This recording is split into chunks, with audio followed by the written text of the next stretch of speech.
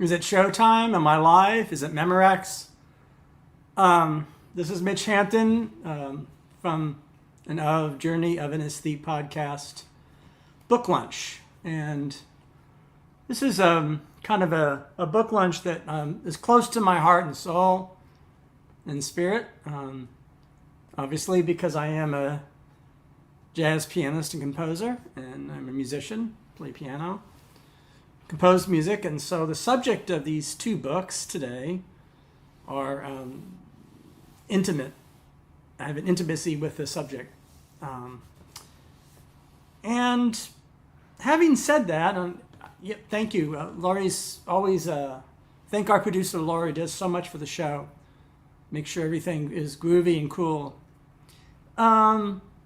I don't quite know how to proceed because it is two books. Now, there's going to be two episodes in two parts, and it's not because there are two books. I can imagine doing one of these books and doing 3 or 4 episodes, for example. And I can actually imagine doing both books in one episode. So the reasoning is not because it's more so-called prose, more content. The reason is that I wanted to stretch out a little bit, to use a phrase we jazz musicians sometimes use, is to stretch out on a song, stretch out on the subject matter, because also the subject of jazz, as we used to call it, and some people still call it, Ahmad Jamal. I had a discussion with the great pianist Ahmad Jamal once in between sets, and he was one of those folks that did not like the word jazz and wanted to call it African American classical music. Or we're not going to get bogged down in these internal debates in the music. They're not ultimately that important.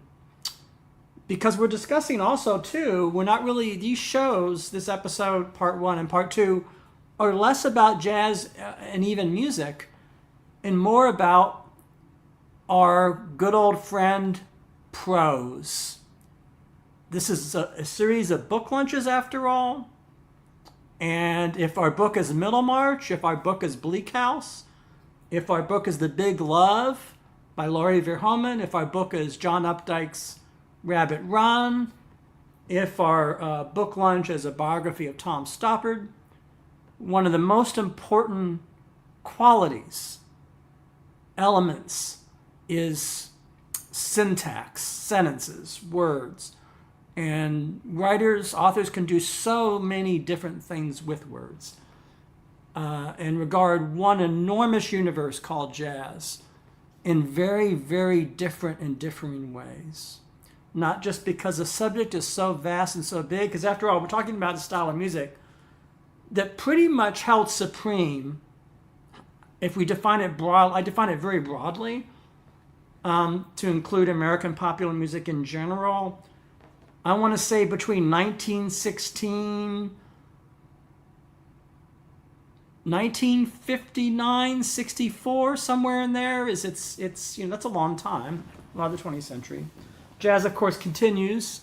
It is a minority art form, not only in terms of how people used to regard ethnicity, but also in terms of units sold. It's not as popular as rock and roll or hip hop or many other musical styles. When I was coming up in the 70s and 80s, learning to play this music, I gave very little attention to this fact of its minority status, the fact that it wasn't so popular.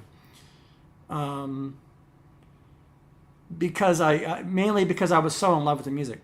So we're going to look at 2 different books, and the books, of course, are this gem of a book, and I say that because it's a work of art in the evaluative sense more than descriptive sense. It's just so beautiful.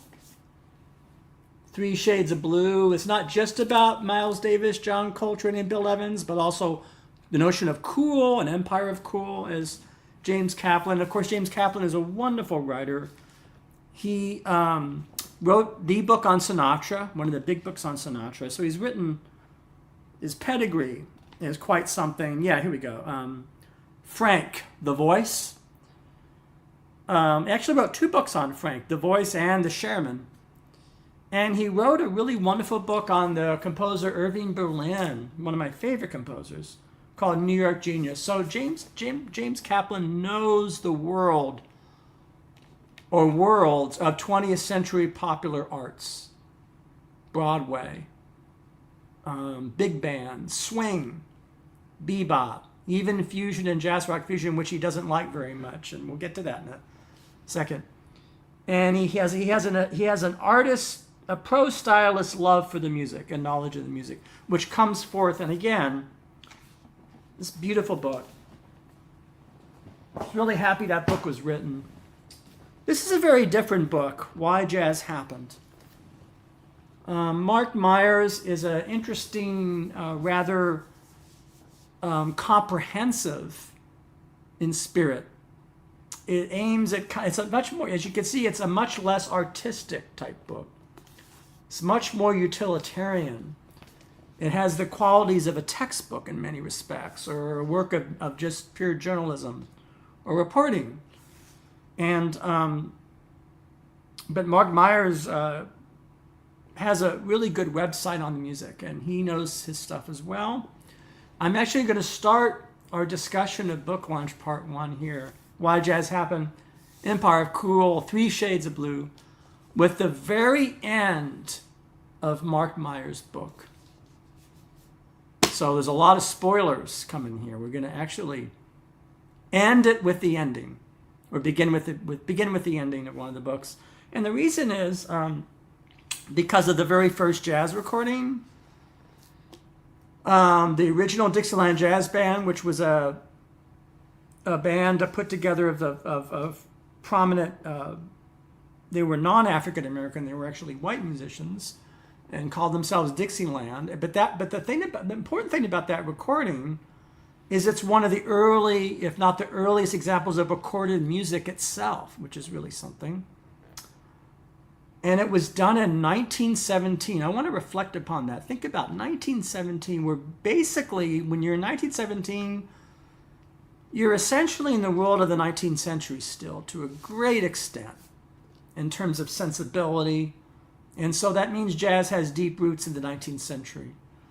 Not just ragtime, but, you know, European classical music and field hollers and the tragic history of slavery, and agriculture and farming and migrations of peoples and all that, from the rural areas to urban areas, and all those things that are in the music. But I start with the ending because Marc Meyers got the idea, you know, where's this place now where this recording happened? You know, this recording in 1917 of Livery Blues that this band did. And so this is a very au courant, as they say. Get out my glasses here.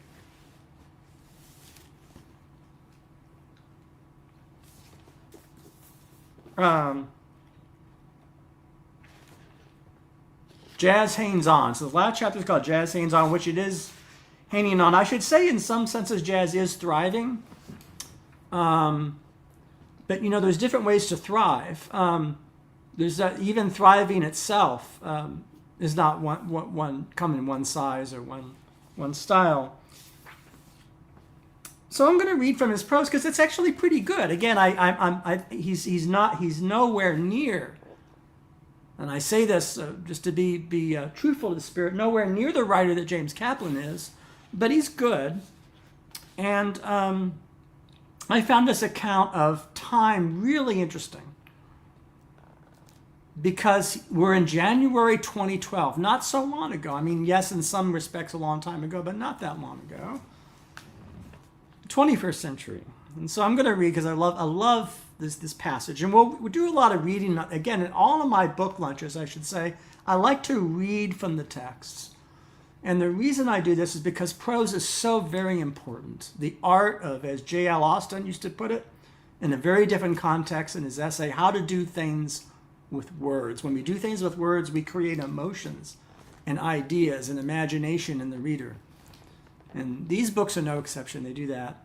And they're about an enormous topic. They're words about sounds. So here we go. I'm just going to read this. It says, when I completed the manuscript for this book in January 2012, I played the original Dixieland jazz. It was spelled J-A-S-S, by the way. It's interesting. Z's replaced the S. A little bit of educational trivia there. Jazz.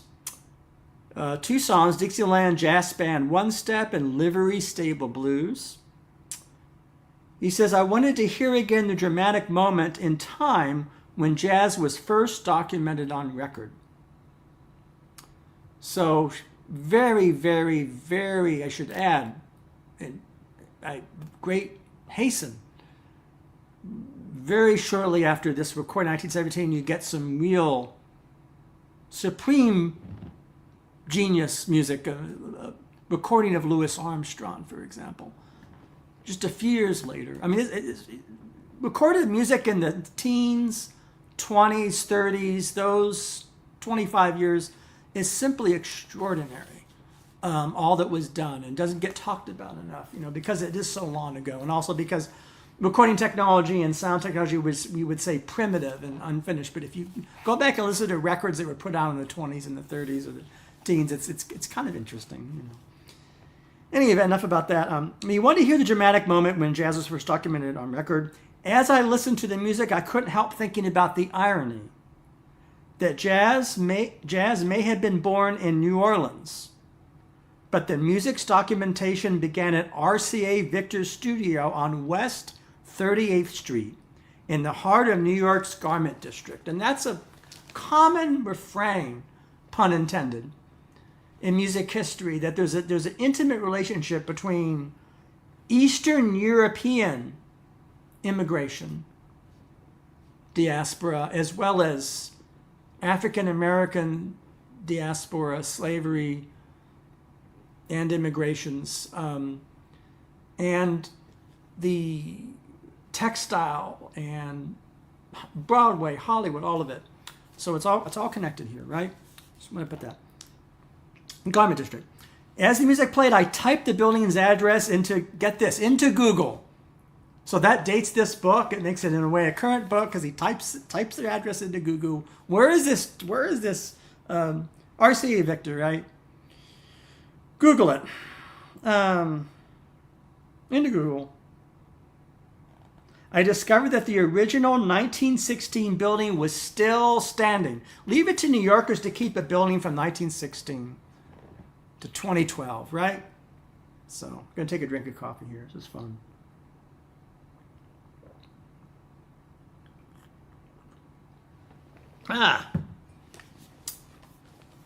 Still standing. Using the Street View images featured in Google Maps, I discovered that the original 1960 building was still standing. I said that. Curious, I made a few calls and reached the building's owner, who invited me to visit. So it gets even better. Not only is it still standing, but this dude in the building says, yeah, come on over. Come on over. This is clearly pre-pandemic, pre-MAGA, maybe a more open time. I don't know. Enough editorializing. I don't want to. Just come on down, come over, right? Several days later, I rode up to the same freight elevator shaft. Somebody asked if this is an AI background. No, this is my living room. This is where I live. And these are my books. This is my piano. So, no, this is not AI. This is a real show. Sorry to disappoint you if you're looking for an AI show, but it's interesting. Anyhow, back to Earth here. The same freight elevator shaft that the ODJB, as we called it, had used 95 years earlier to reach the 12th floor of 46 West 38th Street. As the freight elevator swept past each landing, I could imagine the 5 ODJB band members standing in the same space. In the same space, nervously wondering how the recording session would progress.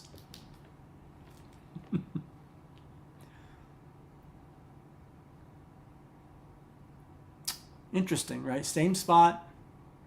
When the door opened on the top floor, I stepped out and wandered the small hallway, winding up in front of the glass doors to Jimmy's Sales Corporation. Jimmy Sales Corporation, as he says here, a maker of men's designer accessories. So I guess that means neckties and scarves. Who would have thought, right? Again, the Garment District. So Jimmy Sales Corporation, and the floor's largest tenant, with views facing 38th Street. Jack Azizo, A-Z-I-Z-O, the co-owner of the family business. So it's a family business of men's accessories. Independent family business, not a big corporate accessory maker. So that's interesting, right? Invited me in. Jack Azizo invited him in. He says, after I told him why I was there, that Jazz's very first recordings had been made in his office space. Azizo's eyes widened in disbelief. Get out of here. What? You're kidding. Here? Something like that, right? Here? Rocking back in his desk chair, Azizo told me he loved jazz. So not only was he surprised that he likes the music, loved jazz and most other forms of music. I asked him if he had ever heard the original Dixieland Jazz Band. He said he hadn't. I asked if he had a CD player in the office. Azizo said he did, back when people had CD players, right? So it shows that this itself is getting, this is an older time period here, 2012. CD. I handed him the CD of the band's recordings. Azizo slipped the disc into a boombox. We listened in silence. As a syncopated calamity of the music rushed out through the speakers, I assumed that this was probably the first time in 95 years that the music had been replayed in the same space. Azizo had the same thought. Man, can you imagine if these walls could talk? He said, overcome by the wild energy of this quintet. As Livery Stable Blues continued with the cornet, trombone, and clarinet imitating the sounds of barnyard animals. That was one of the things they were trying to do in that piece, is trying to create a sound of farm animals, evidently, and that's interesting, musically. Right? I suspected the walls were overjoyed to hear once again the music they had first experienced live so many years ago. Looking out the windows onto West 38th Street, I also realized that for jazz to evolve during the next 95 years and avoid becoming a relic, musicians would need to develop new jazz styles that take into consideration the contemporary interests of young audiences without losing the hypnotic power of syncopation or the thrill of improvisation. And so that's a very fitting way to start a show, not just end a book. Which brings us to the question that many people have been too unfortunate to ask. Fats Waller was asked, "What is this jazz?" I think, and he said, if you have to ask, you'll never know, et cetera, you know. But James Kaplan opens his book.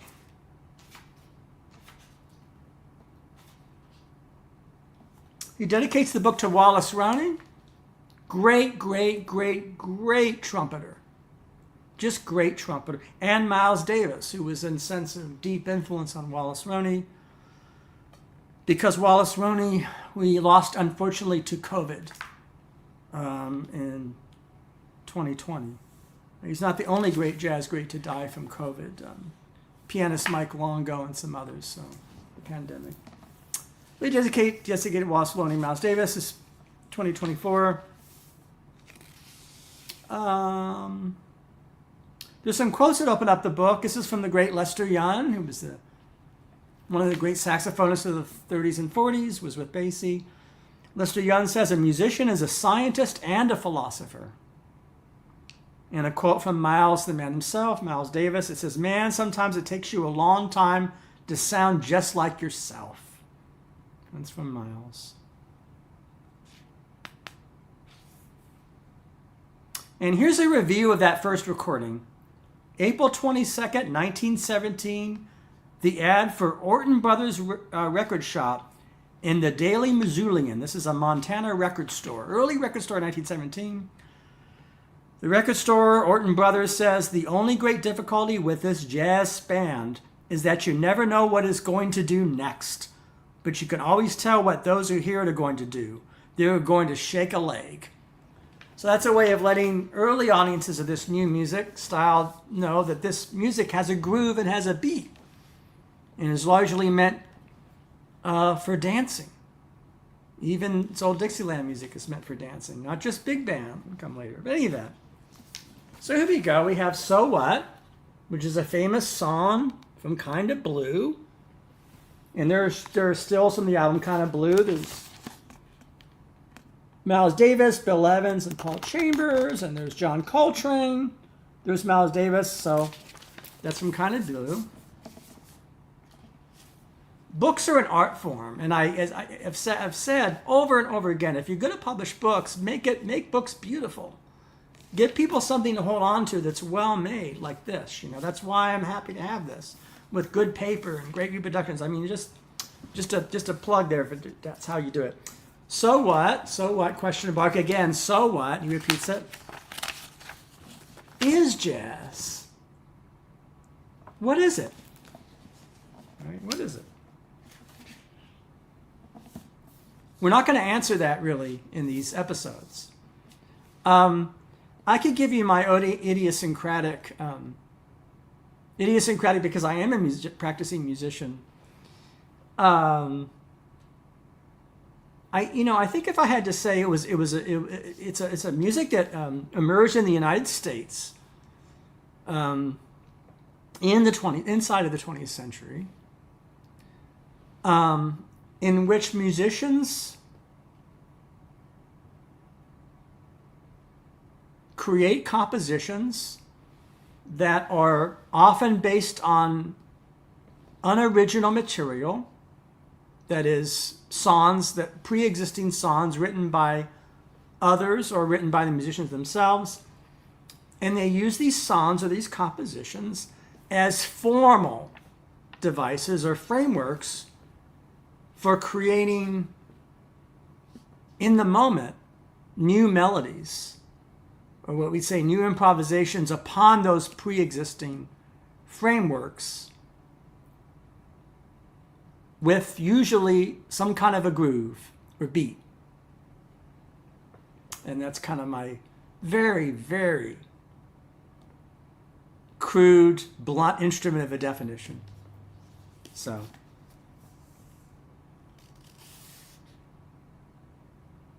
here's an example of James Kaplan's writing.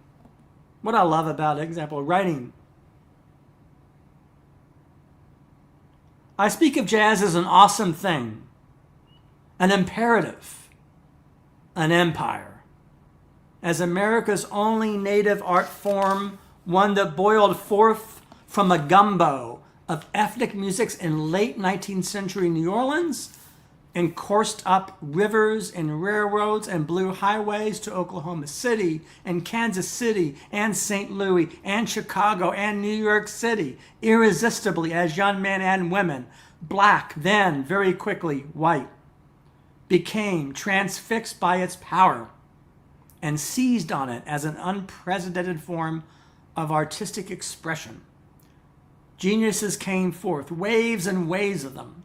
Buddy Bolden, Scott Joplin, James Reese Europe, Kane Oliver, Louis Armstrong, Jelly Roll Morton, Dick Spiderback, Mamie Smith, Bessie Smith, and James P. Johnson, and Eubie Blake, and Willie the Lion Smith.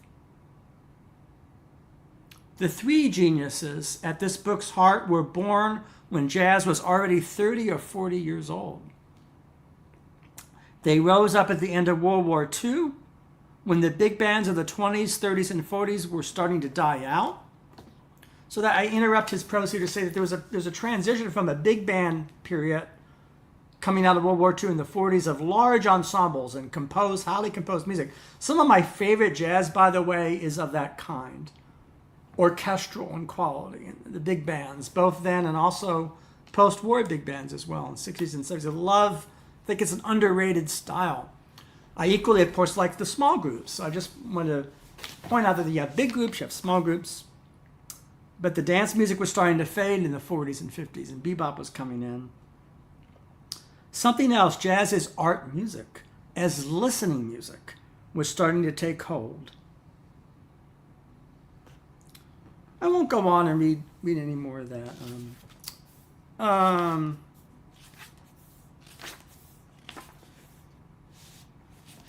introduce Miles Davis. Here's a young picture of Miles, Dennis' son, which he was.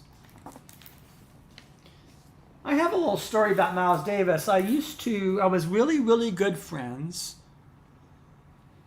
not with a musician, but with one of Miles Davis's oldest friends. I have a picture here of me and him. That's Charlie Davidson. And there's me buying suits from him. This is in Cambridge, Massachusetts. And people always talk about Miles Davis and Brooks Brothers. But they often fail to mention that this store was actually more of a favorite of Miles, and especially in the late 50s. Get all his clothes. And from Charlie Davidson. And I have a picture here of the very suit that Charlie Davidson and the tailors that work for him made for Miles. There's Miles Davis wearing a seersucker suit. If you can see that there. Open shirt, kind of like I got here, in the summer of Newport Jazz Festival. And so I remember Charlie Davidson used to go backstage in the 80s and hang out with Miles Davis. And Charlie, who was considerably older than Miles, would shake his head, and he would very politely. They were old friends. He says, "Miles, what is this stuff you're playing? This tutu and this rock type stuff with electric bass. What is it?" I don't think he really fully appreciated it. By the way, I'm one of these people that likes all stages of Miles's music. I don't just love the 50s and 60s. I also love the 70s even, and the 80s, and the beginning of the 90s. I like all of Miles. Some periods I might like more than others. Oh, the question above, Japanese jazz. I love Toshiki Akiyoshi, big band. There's a really great fusion band from the 70s I really like called Native Son. Sadao Watanabe is a wonderful alto saxophonist. There's many Japanese players that I really, really like. I'm sure I've forgotten some, but yes, I like those cats very much. So back to the books. Where were we? Oh yeah, so Charlie Davidson was, didn't know what to make of this music. What is this music? Yeah, Native Son was amazing. Yeah, you're a fan. Oh, this guy got a fan. It looks like I got a soul brother here in ONAC 22 because, well, that guy was a great piano player. I mean, that, he's, yeah, I mean, that's, see, when you get jazz people together, we talk about music and we get distracted by,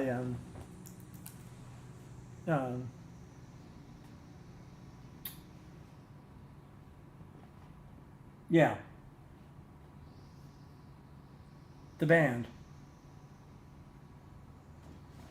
Takehiro Hondo. See, Takehiro Hondo was Honda. Takehiro Honda, like the Takehiro Honda was my favorite pianist in that period, and I think he's really kind of underrated. So I'm a big fan of his, and I even have a couple of his albums from Japan. So if you're into Takehiro Honda, if you know Native Son, then you know Honda, that band. But anyhow, I didn't want to get too far afield. We get musicians together, we talk about, or music fans, talk about all these obscure or maybe less obscure aspects of the music. Yeah, he was really good, yeah.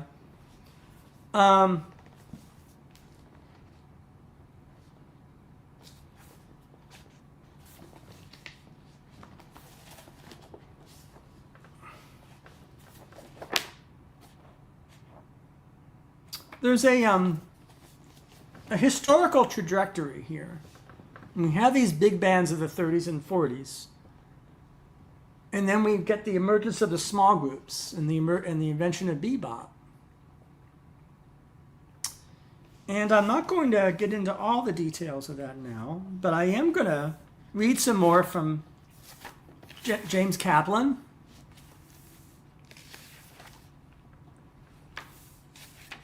It's great. You know, I'm so happy to find somebody that is into Native Son. So great. Not the great, not the novel by Richard Wright. There's two Native Sons, but the band, music jazz band. Here we go. This is other journalistic account of Kaplan going to meet his idol Miles Davis. So this is at the end of Miles Davis's life. So around 89, I think, 89, 90, 1989, 1990. And James Kaplan's working for Tina Brown at Vanity Fair. So heady stuff, you know, the best writers, right? Love his account here going to. Everybody was always, a lot of people were always intimidated by Miles Davis and frightened of Miles Davis because he had many mercurial sides to his personality, not all of them positive, as we know. And I guess people meeting him didn't know which Miles they were going to get. So here's it just really interesting. Tina Brown, Kaplan says, I had a wife and an infant son and a mortgage in Westchester, and a chance to get in the door at Vanity Fair would be a plum. I called my brother's editor's acquaintance there, and after surprisingly little discussion and my putative jazz expertise, got the assignment. Assignment to write for Vanity Fair about Miles Davis. Kaplan, love you for this. This is great. I promptly went to Tower Records. Remember Tower Records? Went to Tower and bought every Miles Davis CD they had, not thinking that when I might have time to actually listen to all of them. So this is a guy that knows Miles Davis and is a fan, but he's buying all these Miles Davis CDs on the spur because he's going to interview the great man himself, right? Get himself ready. I phoned Miles's publicist and proudly announced myself as the writer from Vanity Fair, and the writer is capitalized. It was only on that elevator at the Essex House, with the publicist by my side, that the full weight of my fraudulence began to sink in on me. I was nobody. I knew nothing. No Google, no Wikipedia, no facile way to pose as an instant authority. I leafed through the advanced copy of Miles's memoir. It's a great memoir, by the way, with Quincy Troop that he wrote. It's controversial and it's wild, but it's really wonderful. Recommend the autobiography of Miles Davis if you can get it. That's the book he's talking about. Intimidated by its heft, not to mention its general tone of darkness and anger, not to mention the masses of jazz names I knew little or nothing about. Now, this is a guy that knew a lot about jazz, James Kaplan, but even he didn't know a lot of the people Miles was talking about in his memoir. So I remember jazz is a huge universe, you know. I'm going to be 59, and it took me, I'm still 30, 40 years learning about the music. I will continue that into the next lifetime or next dimension. It's never completed. Like some things in art, it's never really finished. You always more to learn. Enough about that. I'd written up a too short and shallow list of questions for him, naively hoping that once a flow of conversation was established, further thoughts would occur to me. In my backpack, I had my Soviet-style Radio Shack cassette recorder, the size and weight of a dense college textbook. It ran on 5C batteries. These shows are about books and about writing. That's just such great prose. Just the humor and just the details of the era. It's just again, writers out there. Love it. I also had extra batteries and a half dozen blank cassettes. The backpack was heavy. The publicist has promised me meaning of 1 hour, no more. How could I possibly get all I needed in 1 hour? And what did I need anyway? I often think of the line attributed in various forms to Mike Tyson. James Kaplan, I think, wrote a biography of Mike Tyson, I think. That's probably the side. Mike Tyson said, everyone has a plan until they get punched in the mouth. Every interview is a kind of punch in the mouth. You walk in with certain expectations about the person you're about to talk to, and bang, the person is inevitably somebody different from the person you expected. And everything you'd anticipated vanishes, evaporates. I like that better, evaporates. Everything you anticipate the person, I'm going to go interview Barack Obama, and you have ideas about who's Barack Obama, and it'll be nothing like anything you've seen on television, or anybody, or it evaporates. Wise interviewers learn to roll with the punches, to bob and weave, and temporize on the spur of the moment. I was anything but wise in those days. In addition, I was thoroughly pre-intimidated by the time we arrived. Pre-intimidated, like that. And Miles Davis opened his apartment door. A small but startling presence. Dark eyes glistening. Naked to the waist. Wearing black pajama pants. And what looked like an extravagant wig of brown curls.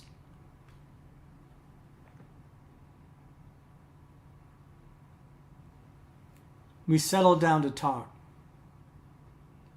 Now, he said, what do you want to know? Smiles. What did I know? Nothing. What did I want to know? Everything. And on that note, I think we'll conclude part one of these 2 books on jazz, 2 good books, wonderful books on jazz, with that. And have a good good week. Hope I have a peaceful 4th of July. Whatever it is you eat, or dietary requirements and celebrations. I will be performing with my trio, original music, on July 17th. And I'll be doing introducing season 8. I can't believe 7 years, 8th year of our show. It's just season 8 with a little episode about aesthetics soon. So that's some of what's coming up. And I hope you come back and like and subscribe to our show. I'd love to talk again further with On Act 22 about jazz and music in the future. So hopefully we'll do that too. So thank you. And to be continued.